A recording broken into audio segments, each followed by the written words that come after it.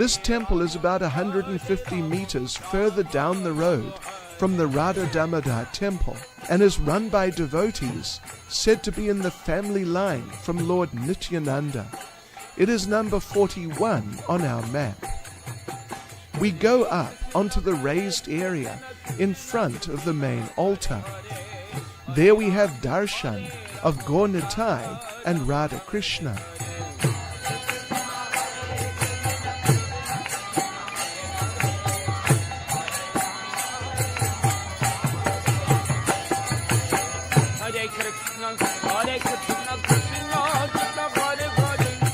Beneath them are unusual-looking Jagannath deities. On our right are these very old deities of Lakshmi Narayan. Behind the main altar and to the right, the devotees here keep this banner, which is said to have been personally used by Lord Nityananda himself when he went on Harinam. The Lord would move around the Vrindavan area, relishing the nectar of the holy names in the company of the local devotees. To the right, there is a shrine in which there's a picture of a famous pastime of Radha and Krishna.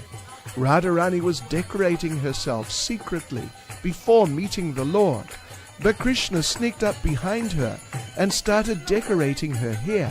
She thought it was one of her maidservants, but when she looked in her mirror, she saw it was her beloved Shyam. Because of this pastime, this place is called Shringar Vata, or the Banyan tree, where the decoration was done. In the courtyard, there is the stump of an old banyan tree, with a newer tree growing behind it. When Lord Nityananda visited Vrindavan, he stayed here under the older tree, and therefore this place is also known as Nityananda Vata.